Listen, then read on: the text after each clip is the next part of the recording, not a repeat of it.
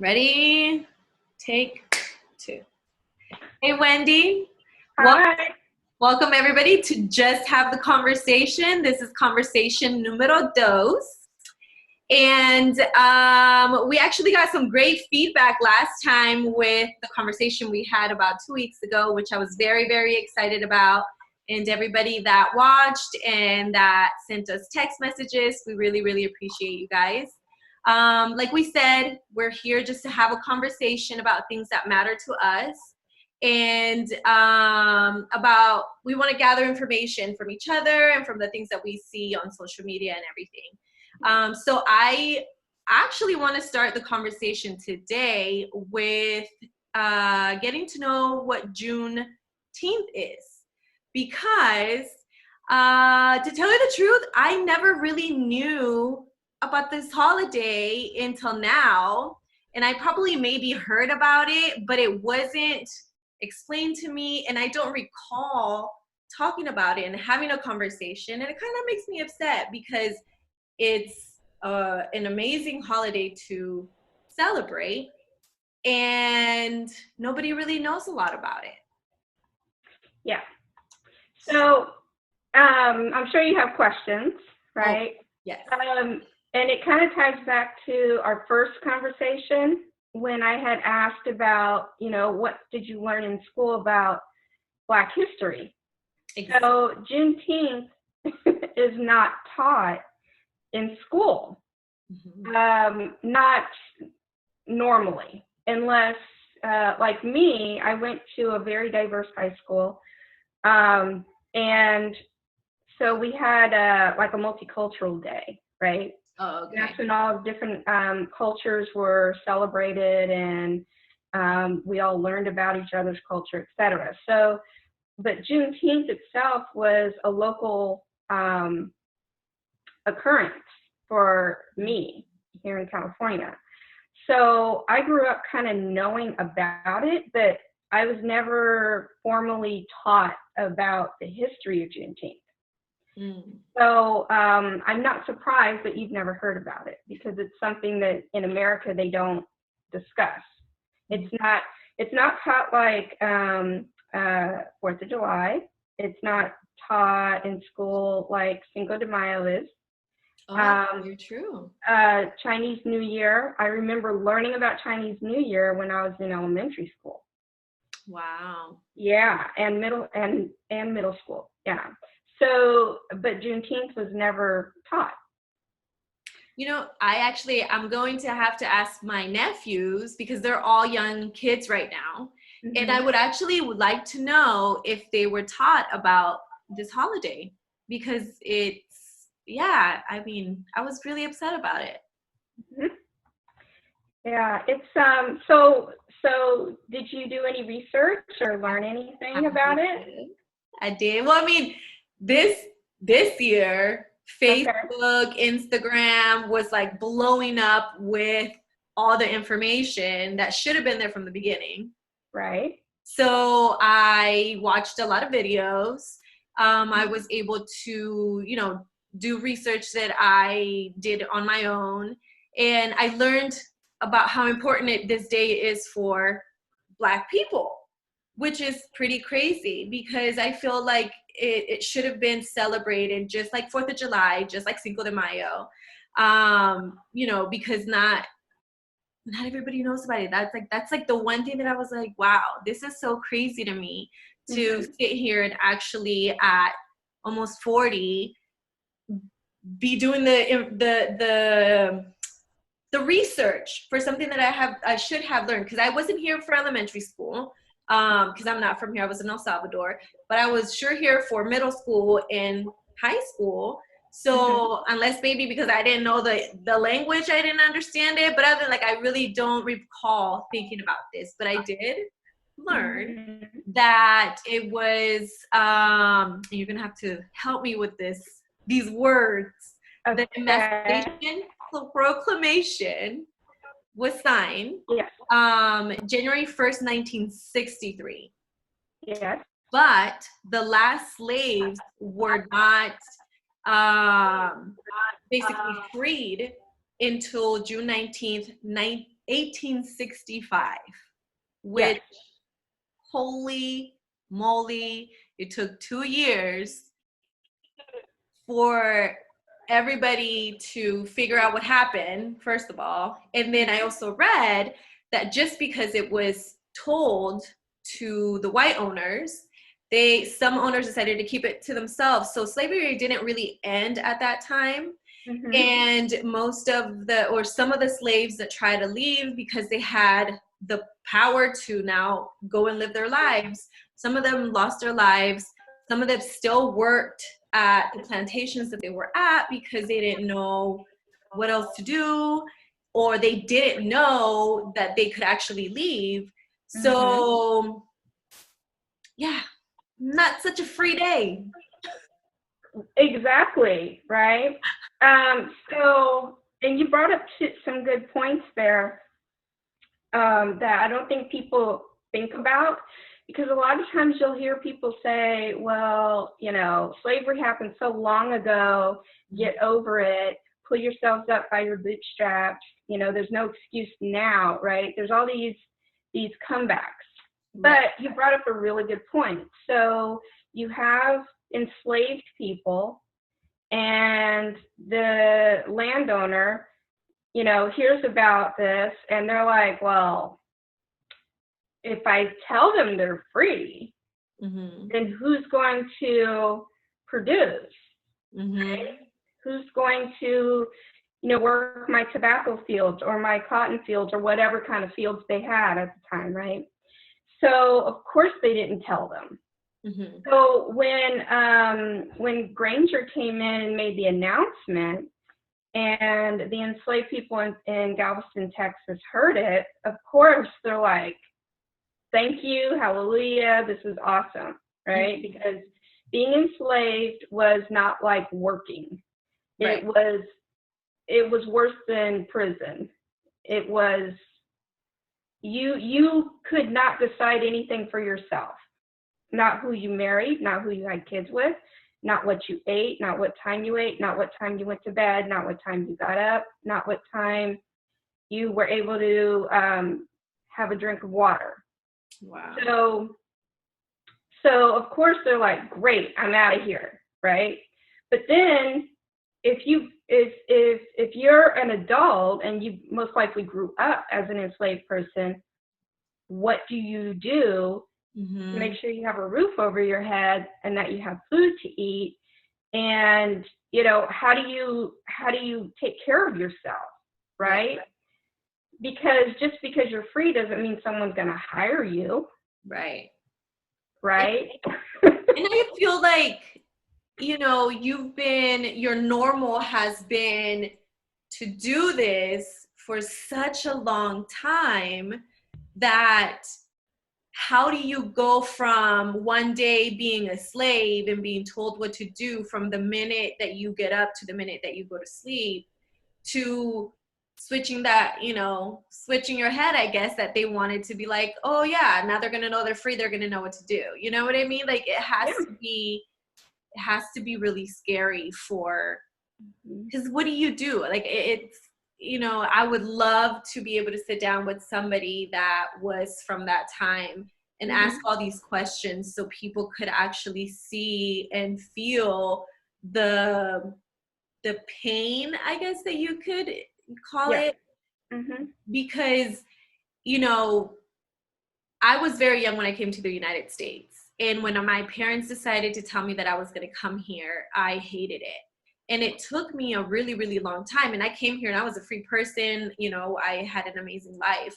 But still, it was very scary to me at that time to leave what I knew was my comfort zone, which, wasn't the greatest because my country had a lot of war in it and all that stuff, but it was still my comfort zone. So I wonder how somebody must have felt to go from, being treated like garbage to having that possibility that something better could happen to them. Yeah.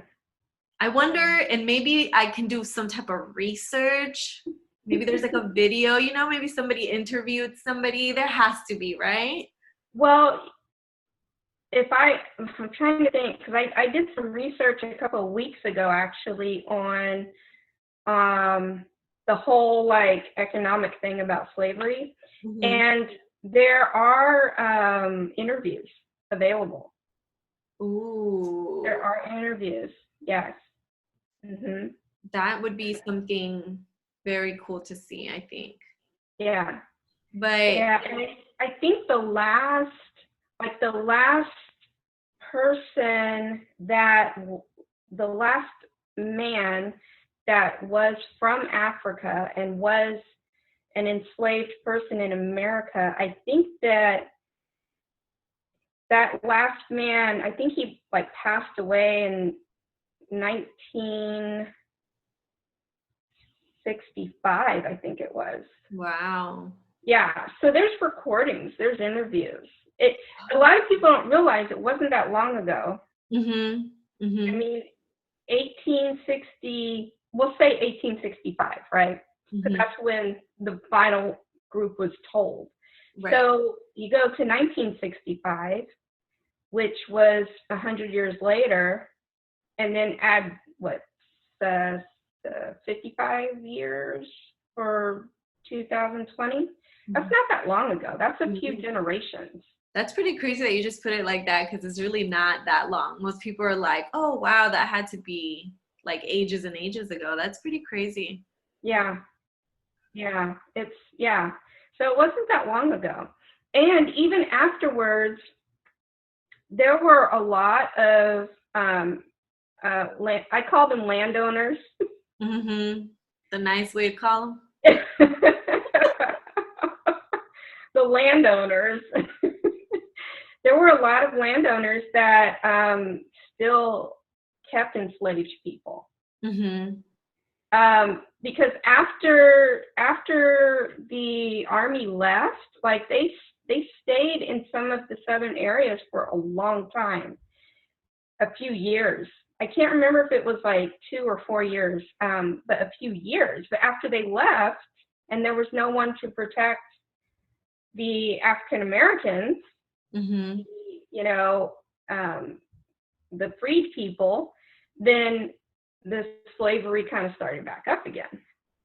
So then at that time, I mean, I'm pretty sure that it wasn't like, oh yeah, you guys are free and everything went to like super peaceful. You know what I mean? Like there Yeah. still were schools that wouldn't let blacks into their, you know, school district or whatever.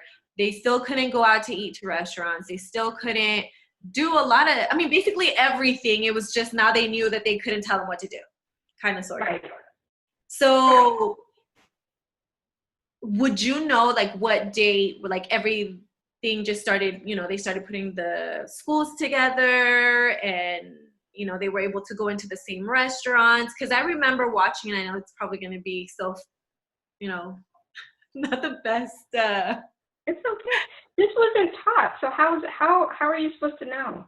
right. So I was watching Remember the Titans, right? Like one of my favorite movies. I love that movie. And that wasn't too long ago either because it was a Mm-hmm. true story. And still at that time, you can see that there was a lot of hatred towards the black community. So Yeah. So go ahead. Sorry. no, go ahead. Because I'm like, So I'll tell you something. When there's two stories I can tell you. mm-hmm, The first one is I grew up in a Methodist church. mm-hmm, So in high school, I had like won our regional contest or something to compete for a scholarship. mm-hmm, So I went to South Carolina, I think it was. It was one of the Carolinas. It was a long time ago, so I can't remember, but one of them. So the AME Church, African Methodist Episcopal Church, is what I grew up in.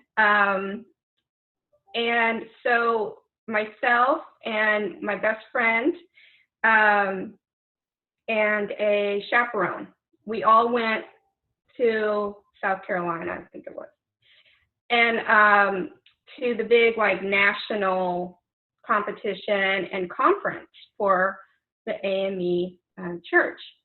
So we're all there. So, I mean, it's all these Black people from all over the United States, right? Mm-hmm. We're there and we go to dinner, and the chaperone, checks in and everything, and they were about to seat us, and she overheard something, and then they sat us down, and then someone went up to the manager and said something, and then they talked to her, and she said, "We have to go." Wow. This was in the 80s. This was in the 1980s. Wow. Yeah. So, okay.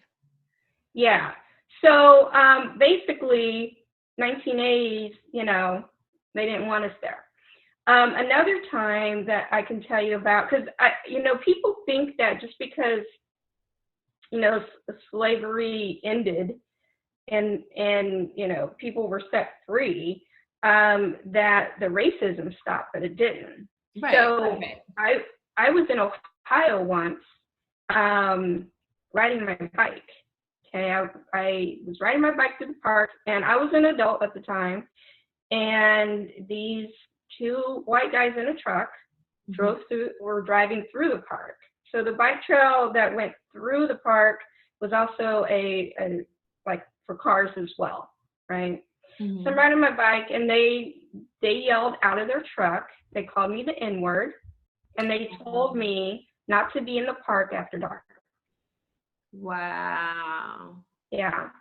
And one of the towns over actually had a sign that said, "Don't let the sun go down," which means if you're out after dark, nobody knows what's going to happen to you, basically. Right.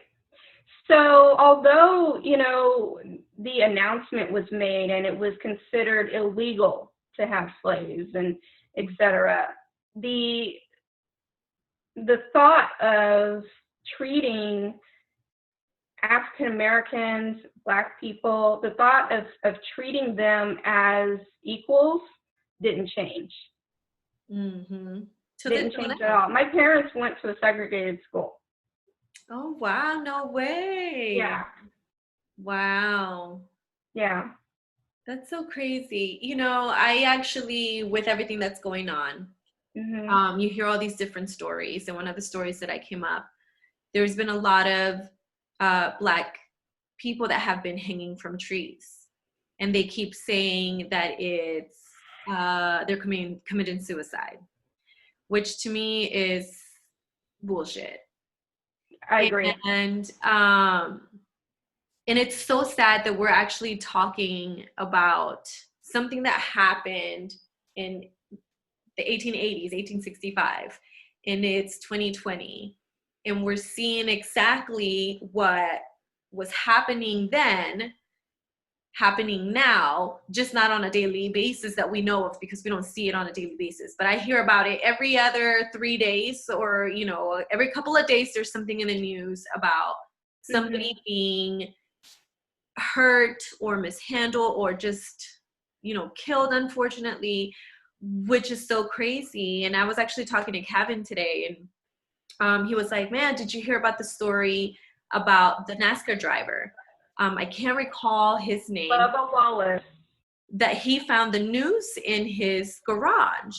Right. And I was like, I actually did. And I actually saw the I guess what happened afterwards, because he was driving in the NASCAR race, whatever it's called, and everybody was walking behind him. And I was like, imagine what he must have felt when he found the noose in his garage. Like, that to me is pretty crazy. That has to be terrifying.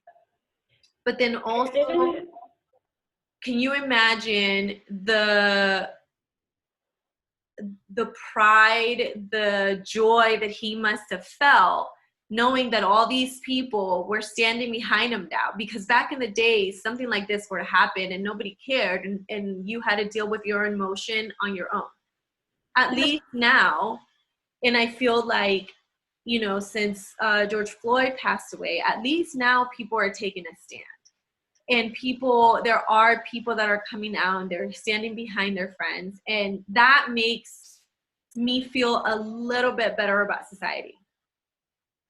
Because before, it was so much emotion, it was so much negativity, that nothing really good was coming out of it. It was just like bad news, bad news, bad news. Like everybody just kept getting killed and nothing was being done. And, it was crazy. But now I'm starting to see like something positive coming out of it, which is really, really beautiful. And, the other thing that I saw that I was just so happy about was because Juneteenth happened and Trump decided to have a rally on the same day, which I thought was hilarious. But it also goes to show that it's not just the adults, it's not just the older generation that is feeling the same type of anger. Right. Also our children. These are like teenagers. I think they call them K-poppers and like the TikTokers and like, that's something that I don't know about. Like, I know my nephew does TikTok videos all day, and I think I've done two of them with him and one with Samara, and I was like, definitely not for me. This. But to hear that generation, my nephew is, not even 18 yet. And we also talked about it with Kevin, and Kevin was like, yeah, what they said was, one of the teenagers said that they felt like they couldn't do anything to help the country because they are unable to vote. So the best next thing that they could do is this. And they started, I guess it's a rally, so you have to say that you're going. Right. And they just told everybody to do it and sign up for it, so then the seats would be taken, and then everybody just wouldn't show up, which is the smartest. Like, I don't care what you say, teenagers are brilliant. They're underestimated. They really are. I was like, wow, who thinks about, like, I would have never thought about anything like that. Right. And that makes me like so proud of everybody right now. It's such a nice feeling to have and to see everybody coming together. So, it's just so much negativity in the world, but also good things are coming out of it. That's the way that I'm kind of feeling it. But there's still so much work to be done. I agree. There's still a lot of work to be done. And the one thing that I think about when I start to get frustrated with all the negativity and, because it's not going to stop. We're still going to hear about police brutality. There's still going to be another Black man or woman that's going to be either severely hurt or killed at the hands of a police officer that should not be in that position, that shouldn't have that job. And when I say killed or hurt, I'm talking, completely 100% unnecessarily. It's still going to happen. But what I try to remind myself is there's a Buddhist saying that to change poison into medicine. So, like, all of this that has happened, racism is a poison, right? But what's coming out of the frustration and the outcry for justice and to, address the police brutality, to change America so it's not such a racist country. Mm-hmm. It's like there's medicine coming about to fix it now. That's so beautiful. Now things are changing.